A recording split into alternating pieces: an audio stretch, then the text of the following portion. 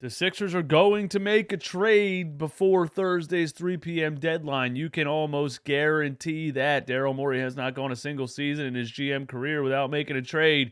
The only piece the Sixers have to trade that has any value is Matisse Thybulle, and the rumblings are starting. Let's talk about it. Run it back, Philly. No frauds, no fanboys, no intros. Run it back, Nation. What is good? It is your boy DJ for Run It Back Philly. No frauds, no fanboys, no intros. Algo gang, do your thing. Hit the like button on the video. That shoots me through the YouTube algorithm. Put something in the comments. Doesn't matter what it is. Your favorite emoji. It's all for the algo. Subscribe to the channel if you're not subscribed. People that watch these videos and are not subscribed, that is fraudulent behavior. And turn your notification bell on. Woo!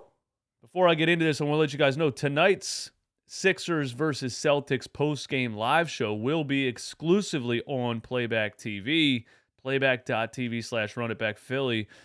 It's just something I'm trying out for now. The reason I'm doing this is that, number one, I can run the live highlights during the show legally on Playback TV without the stream getting taken down. I enjoy that very much so. Also, I can take live callers on the show just by inviting people in the chat onto the stage. So there's going to be a section of live calls also during that post-game live. And I will record all of it separately and post clips that I like and things like that still on this YouTube channel. So the things on this YouTube channel are not going away. I'm just experimenting with my live shows possibly being 100% on Playback TV for all of those reasons that I just listed. And also because the YouTube ad revenue ain't shit, bruh.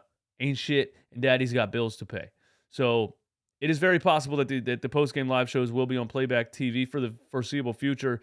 And if you like the full episodes the next day or whatever, they will be on the Patreon page, patreon.com/runitbackphilly, for a little sum of $5 a month.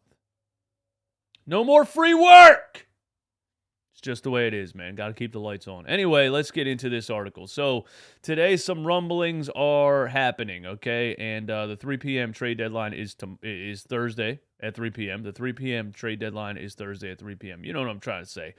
And I've been saying the only player that the Sixers have that is of any value is Matisse Thybulle because of his defensive ability and his offensive, I'll say, potential. And I think you can sell him pretty high based on that, and just kind of, people understand that he just needs to be in the right system. He needs the right players around him to be serviceable, to be playable. All you need is him to be playable on the offensive side of the ball to take advantage of having his defensive ability on your team. So I think he has a lot of value, and I think he is the piece that the Sixers are going to move to try to upgrade the backup center position. Here's the headline. A Matisse Thybulle for Jared Vanderbilt framework could be percolating. Now, I'm going to tell you right off the bat, would I trade Matisse Thybulle for Jared Vanderbilt right now? Yes, I would. 100% I would. Yes, I would. And here's why. I think Jared Vanderbilt gives you, as an athletic rebounding backup center who has a little bit of game, and can play some defense without fouling. I think he is quite clearly better at the backup center position than Montrezl Harrell, George Niang, PJ Tucker, or Paul Reed, and he's only 23 years old. There's a lot of reasons you should want Jared Vanderbilt on your team backing up Joel Embiid. Also this, Matisse Thybulle is not getting playing time. Everybody needs to understand that.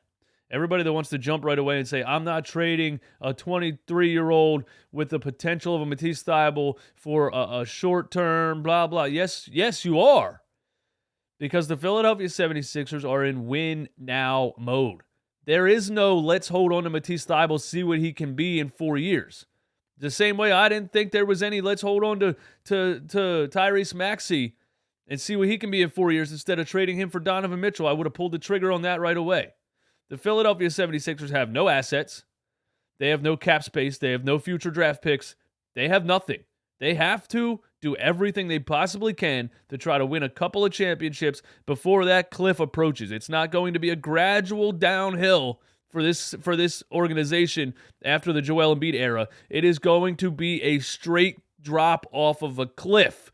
The only thing you should be trying to do right now is win a couple of championships before you get to that cliff. So I need you to understand that. I love Matisse Thybulle and I love his potential. But he's not helping you right now. Part of that is Doc Rivers' fault, but he's not helping you right now. Doc Rivers is not getting fired right now, so you have to do what you have to do. That's just how I see it. Now let's get into the article a little bit here, okay? I haven't read it yet. Keith Pompey posted it, and the Inquirer wanted me to pay 99 cents for it. I'm not going to do that because it's a free trial, and then they charge you $4 a week, which is $16 a month to read Keith Pompey's articles. I'm straight up not doing that. That's more than my damn Netflix bill. You know what I mean? So I found some other articles that were written on Keith Pompey's articles that have the article inside. You know what I'm trying to say. Let's get into it, man. We're all waiting to hear what Daryl Morey, blah, blah, blah. This morning, the Sixers beat writer Keith Pompey of the Philadelphia Inquirer shared some of his source reporting on a particular deal. So thank you to Liberty Ballers for paying for Keith's article and then putting it in here so I can read it for free. There's a belief that the shooting guard Matisse Thybulle will be moved before Thursday's 3 p.m. trade deadline as the team positions itself to win this season's NBA title. The Sixers, 34-18, who are third in the Eastern Conference, could replace him with a suitable backup center to help push the squad to a deep postseason run. Multiple sources insist Utah Jazz post player Jared Vanderbilt is a leading target in the Sixers' quest to fortify front court depth behind all-star center Joel Embiid. The 6'9" Vanderbilt is a power forward but has the ability to defend all three front court positions. The Sixers are also in the market for a wing, so Vanderbilt could check 2 boxes for them. Matisse Thybulle's contract might want to ensure there's something for Thybulle now rather than the possibility of him heading elsewhere this offseason in a contract they don't feel inclined to match. Exactly. So, Matisse could leave without you getting anything in return. So he has to go. You have to. You have to. Not only is Doc not playing him right now and he's not helping you right now, he could leave and you could get nothing in return. They are absolutely 100% going to trade Matisse Thybulle before tomorrow's 3 p.m. deadline. Meanwhile, Vanderbilt has emerged as the apple of many Sixers fans' eyes this deadline season. Here's where Paul Hudrick wrote about him a little over a week ago. Vanderbilt does not fit the traditional big mold, but he'd be an outstanding fit on this roster. Vanderbilt is a monster on the offensive glass for his career. He's averaged over 5 offensive rebounds per 100 possessions. He's a loose ball magnet because of his blend of athleticism, length, tenacity, and instincts. Though it's far from a strength, he's also incorporated the 3-ball into his offensive mix at 34% on 1 attempt per game. So I think Vanderbilt gives you what we want Paul Reed to be. He gives you the intangibles that Paul Reed has, the length, athleticism, tenacity, and instincts, loose balls, offensive rebounds, and such, but has much more of a controlled basketball game, can do a little bit with the ball in his hands, and can shoot the ball a little bit. So a better version of Paul Reed who doesn't foul 8 times per 36.